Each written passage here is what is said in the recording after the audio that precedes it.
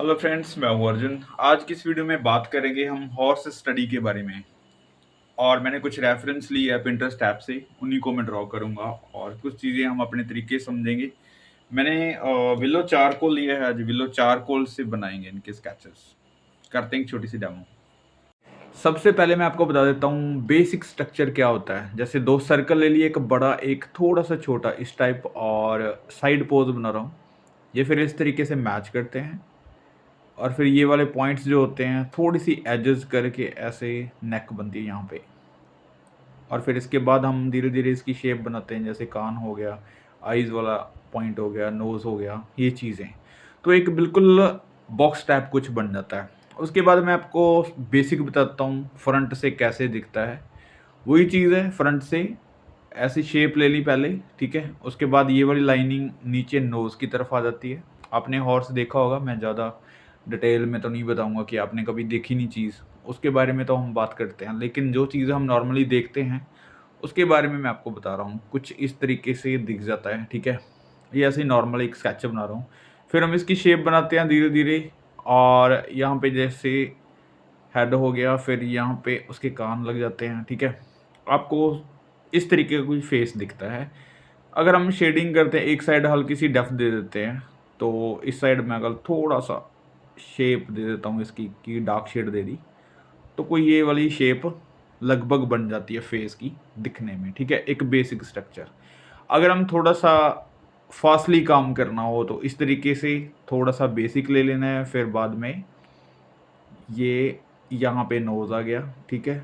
उसके बाद ये पॉइंट्स बन जाते हैं, जो यानी कि अब धीरे धीरे उस शेप से निकलना है। मैं आपको थोड़ा सा एडवांस की चीज़ें बता रहा हूँ। यहाँ पे जैसे कान हो गए और ये वाले आईज वाला पॉइंट आ गया। अब ये देखो, आपको शैडो टाइप कुछ दिख रहा है, इसमें detailing, light and shade, tones, ये चीज़ें आ जाती हैं बाद में अगर फिल करनी हो, ठीक है।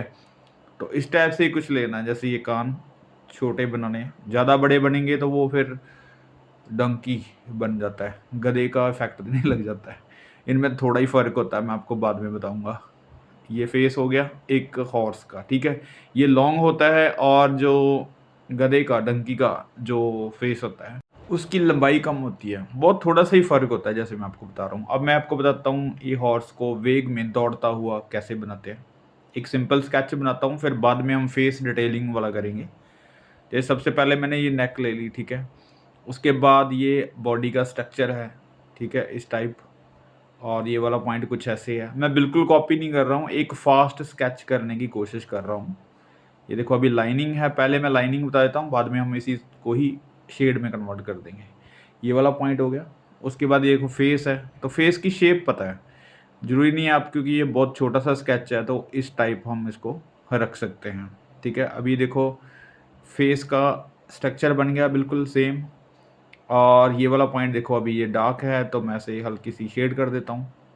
बहुत ही सिंपल है, कुछ भी चीज़ें ज़्यादा मुश्किल नहीं है। लेकिन हमें देखना है कि वो हॉर्स किस तरीके से दौड़ रहा है।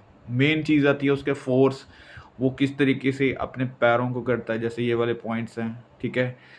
तो इसकी जो बॉडी के पार्ट्स हैं वो अलग अलग तरीके से समझने होंगे। जैसे इसके पैर हैं तो बाकी के पैरों से बिल्कुल अलग होते हैं। जैसे हम बैल के पैर बनाते हैं, या फिर किसी गाय के, बकरी के, ऐसे बनाते हैं, तो उनका जो नीचे वाला हिस्सा होता है वो इतने ज़्यादा मुड़ते नहीं हैं। मतलब ये वाला जॉइंट नहीं होता, ये वाला, ठीक है, जो मैं बना रहा हूँ। तो ये पॉइंट्स इनके अलग तरीके से मूव करते हैं, आपने देखना होगा इसको ध्यान से। और बाकी की जो चीज़ें हैं आपको दिख ही रही हैं, बिल्कुल सिंपल सा मैं आपको स्केच बता रहा हूँ। ये जैसे ये हेयर्स हैं, उड़ते हुए बनाएंगे, ठीक है। तो आप बहुत तरीके से इसको अच्छे से बना सकते हैं। मैं आपको बिल्कुल हल्का सा स्केच ही बता रहा हूँ। तो कुछ ऐसे दिखा सकते हैं, ठीक है, हवा में उड़ते हुए मिक्स कर दी मैंने। तो ये देखो, ये वाली लेग्स हैं, कुछ इस टाइप आएगी, ठीक है। फिर ये पीछे वाला पैर उसका ऐसे दिख रहा है, फिर ये आगे की तरफ आता हुआ है, ठीक है। और कोई दीवार है उसके आगे, उसके दीवार से मतलब बिल्कुल पास में दौड़ रहा है और मुड़ रहा है, इसलिए इसका जो बैलेंस है वो हमारी तरफ गिरता हुआ लग रहा है, ठीक है। बिल्कुल सीधा नहीं दौड़ रहा, मतलब अपने एक्शन को इसने मोड़ा हुआ है कि उधर से गुलाई करता हुआ बना हुआ है, ठीक है। एक चीज़ मैं आपको और बता देता हूँ, जैसे हम विलो चारकोल से काम कर रहे हैं, तो इसमें देखो मैं बहुत डिटेलिंग नहीं कर रहा हूँ, शेडिंग करके ही वो चीज़ें निकालने की कोशिश कर रहा हूँ और जहाँ पे ज़रूरत है वहीं पे ही लाइनिंग यूज़ कर रहा हूँ। ये एक टेक्नीक है काम करने की। मुझे लगा कि पेंसिल से काफ़ी टाइम लगता है शेडिंग पे और चीज़ों को हैंडल करने में। जब आपके पास कोई बड़ा टूल होता है, तो आपको जल्दी-जल्दी स्केच करना होता है, ठीक है? आप बोल्ड तरीके से काम कर सकते हैं। ये एक हमारी स्किल का पार्ट है, जैसे मैं अगर पेन से करूँगा तो बहुत ज़्यादा लाइनिंग करनी पड़ेगी, बहुत टाइम लगेगा, ठीक है? अगर हम पेंसिल से करके देखते हैं तो फिर भी शेडिंग पे टाइम लगता है और ये जो लिड वाला पॉइंट्स है देखो अभी चारकोल से कैसे भी मैं इसको स्ट्रोक्स दे रहा हूँ, तो वो बहुत ही ईज़ी है और बहुत ही अच्छा लगता है इसका इफ़ेक्ट। इसलिए मैं आपको बोलता हूँ कि जब भी आप कोई बोल्ड वर्क करोगे तो आपका हाथ खुलता है। आप अपने हैंड्स की अच्छे से स्टडी कर लेते हैं कि जितनी आप चीज़ें अच्छे से बोल्ड तरीके से करके देखेंगे, ठीक है? तो आपकी स्टडी में अच्छा होगा, आपको मटीरियल चलाने का तरीका पता चलेगा। तो ये देखो बिल्कुल सिंपल सी फ़ॉर्म है और चारकोल से हमने इसको हैंडल कर दिया, ठीक है, स्टिक से। काफ़ी अच्छा इफ़ेक्ट आ गया वैसे करते-करते। ये चीज़ें ज़रूरी है आपके लिए, आप कोई विलो चारकोल या कोई भी चारकोल स्टिक लेके आओ, उसको ऐसे चला के देखो, ड्राइंग करने के लिए बहुत ही ईज़ी है और मुझे लगता है 2-4 मिनट में, 7 मिनट में, 5 मिनट में ये स्केच बन जाता है ऐसे ही। तो अब मैं करता हूँ फेस की स्टडी। मैं आपको विद शेडिंग बताऊँगा किस तरीके से हम कर सकते हैं विद चारकोल। जैसे ये कहीं से भी आप स्टार्ट कर लिया फेस, ठीक है? मैंने जैसे ऊपर से स्टार्ट कर लिया। उसके हेयर्स नहीं है, ये किसी ने रखा हुआ हॉर्स है। रखा हुआ मीनिंग इसको बहुत सँभाल के रखा हुआ है। इसके ऊपर वाले जो हेयर्स हैं उनकी वो चोटियाँ सी की हुई हैं। नहीं तो ये हेयर्स खुले होते हैं। तो अभी देखो वो बेसिक पॉइंट्स हम नहीं ले रहे हैं जो सर्कल्स मैंने बनाए थे। लेकिन मेरे माइंड में वो शेप है, ठीक है? जो ज्योमेट्रिकल शेप्स हैं वो माइंड में रखनी है। तो हर जगह पे उस चीज़ की स्टडी हम ज़रूरी नहीं है कि अगर हम फेस बनाएँगे तो पहले लूमीज़ मेथड ही बनाएँगे या फिर इसका बेसिक स्ट्रक्चर ही बनाएँगे। हमें ड्राइंग सीखनी है, हमें एंगल डिसाइड कर सकते हैं कि किस टाइप का एंगल आ रहा है कोई, राइट? अब जैसे यहाँ पे मैं आपको देखता हूँ, ये वाला पॉइंट्स हमने लेना है। जो फेस का बिल्कुल बेसिक है, अब साइड पे मैं यहाँ पे बना के दिखा देता हूँ। ये चीज़ आ गई, ठीक है? उसके बाद हम इसको देखते हैं ये वाले पॉइंट्स, ठीक है? उसके बाद ये कुछ यहाँ पे डिटेल्स आ जाती हैं, यहाँ पे कान हो गए। अब इसी चीज़ को हम यहाँ पे बनाते हैं बिल्कुल बेसिक शेप में और ये बेसिक शेप जो है, उससे थोड़ी-सी एडवांस है, जो हमने अभी सर्कल्स में ली है, ठीक है? ये भी वही पॉइंट्स हैं जो हमने ज्योमेट्रिकल शेप से लेने हैं और वो भी एक ज्योमेट्रिकल फॉर्म है लेकिन किसी चीज़ को समझने के लिए ज़रूरी है वो चीज़ें, राइट? और ये देखो अभी यहाँ पे इसका फेस है, तो कुछ इस टाइप से दिख रहा है। अब धीरे-धीरे हम इसको चेंज कर सकते हैं। मैं इसको सॉफ्ट करने के लिए चारकोल स्टिक को मिटा सकता हूँ और इसमें अगर मुझे डार्क करना हो, शेड करना हो, मैं धीरे-धीरे करूँगा, आपको बताता जाऊँगा। जैसे कुछ पार्ट्स हैं, यहाँ पे देखो इसका फेस यहाँ तक आ रहा है, ठीक है? इसका मुँह जो खुलता है, यहाँ पे पॉइंट्स दिख रहे हैं, डार्क पॉइंट्स हैं। यहाँ पे नोज़ दिखाई दे रहा है हमें, उसको हम शेड कर सकते हैं। हर एक चीज़ को आपने देखना है, समझना है, फिर इसको ड्रॉ करना है। पहले तो मुझे लगता है 10-12 आप बेसिक शेप्स बनाओ। बेसिक शेप से आपको पता चल जाता है कि चीज़ हम बनाने क्या वाले हैं। जैसे मैंने फेस के 2-3 एंगल्स बताए हैं आपको कि कैसे दिखते हैं, कैसे-कैसे इसको हम ट्राई कर सकते हैं, राइट? अब हमारे पास कोई भी एंगल आएगा तो पहले वो बेसिक स्टडी हमने जो की हुई है वो यहाँ पे काम आ रही है ना?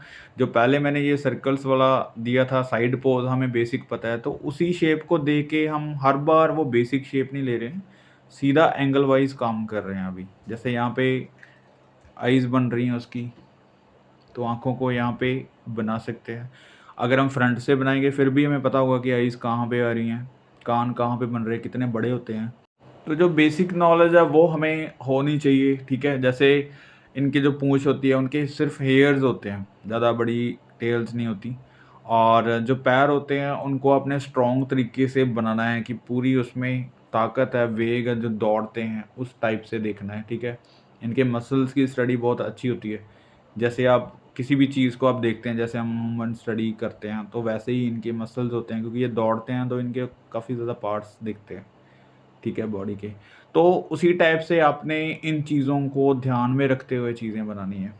मतलब एक घोड़े को आप साफ-साफ प्लेन नहीं बना सकते। उसमें टेक्सचर्स होते हैं, मसल्स होते हैं, उनमें बहुत ज़्यादा स्टडी रहती है, ठीक है? अभी हम फेस पे आते हैं दोबारा और जैसे ये हेयर्स हैं यहाँ पे, तो मैं ऐसे हेयर्स का थोड़ा-सा इफ़ेक्ट बता देता हूँ आपको, ऐसे कर सकते हैं, ठीक है, शेड में। और वहाँ पे हेयर्स उनमें बाँधे हुए हैं, जैसे मैंने आपको बताया चोटियाँ सी की हुई है छोटी-छोटी। ये देखो अभी शेडिंग वाला पॉइंट्स है, तो स्टिक को आपने इस तरीके से पकड़ना है और ऐसे हल्की-हल्की शेड्स दे सकते हैं। अभी आप देखेंगे स्किन का जो टेक्सचर है वो कितना अच्छा आ रहा है इनका, ऐसे लग रहा है जैसे हेयर्स हैं और सॉफ्ट भी लग रहा है। विलो चारकोल को बड़े अच्छे से हम यूज़ कर सकते हैं, ठीक है? और देखो अभी शेडिंग का टाइम है तो हम अगर पेंसिल से करते तो बहुत टाइम लगता। लेकिन यहाँ पे उसको तिरछा चला रहा हूँ मैं, बहुत ही लो प्रेशर देके और बहुत ही सॉफ्ट इसकी शेड आ रही है। एक टेक्सचर आ रहा है फेस का।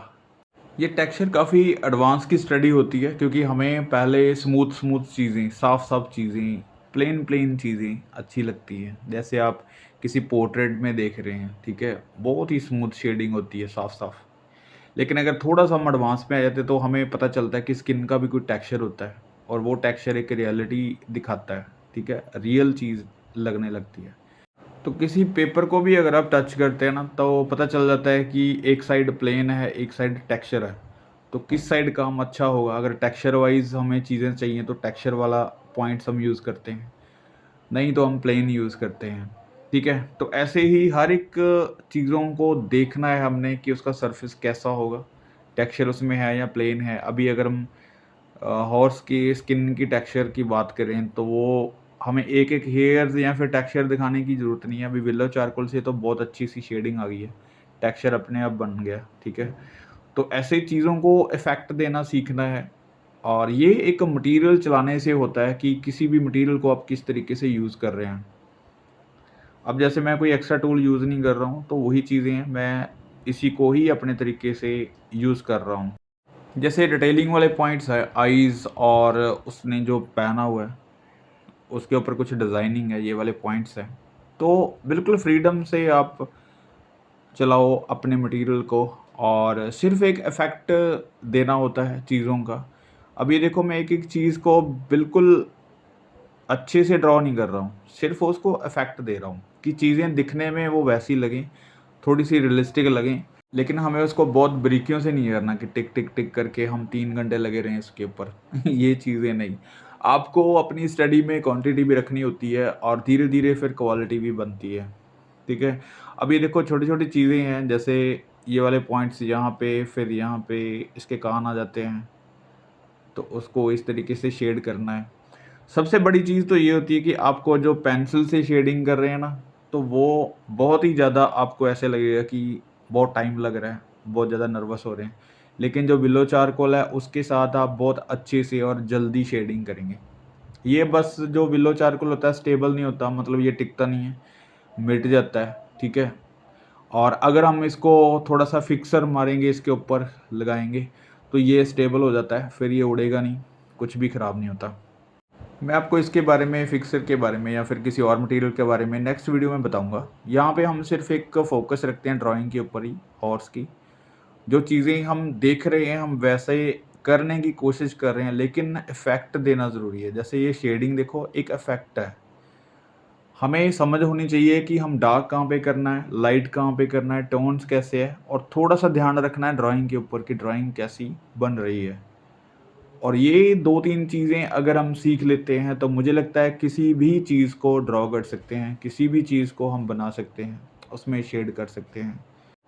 हर एक चीज़ों को सिंप्लीफाई करना होता है, बेसिक शेप में उसको कन्वर्ट करना होता है, उसको ईज़ी करना होता है। जितना हम उसको आसान कर पाएँगे, स्ट्रेट लाइन में कर पाएँगे या फिर किसी सर्कल में ले लेते हैं, ठीक है? तो वैसे ही चीज़ें हमें सिंपल लगने लगती हैं। हमारे पास एक एरिया बन जाता है, उस एरिये में आप जितना मर्ज़ी उसको शेडिंग, डिटेलिंग या फिर कोई भी कर्व्स उसमें कर सकते हैं ऐड। तो ये कुछ बेसिक नॉलेज थी जो हमने आज की है और आज हमने ये जो हॉर्स की स्टडी है इसके बारे में थोड़ी-सी नॉलेज ली। जैसे ये मैं शेड कर रहा हूँ जैसे, ऐसे ही आपने शेडिंग करके भी देखना है, फेसेस बनाने हैं और कुछ फुल बॉडी ड्राइंग्स भी करनी है। आपको पता चल जाएगा इसकी स्टडी के बारे में, ताकि हम किसी भी ड्राइंग को, किसी पेंटिंग को हम बनाते हैं और उसमें कोई हॉर्स है तो आप अच्छे से बना सकें। तो मिलते हैं नेक्स्ट वीडियो में। Thank you so much for watching this video.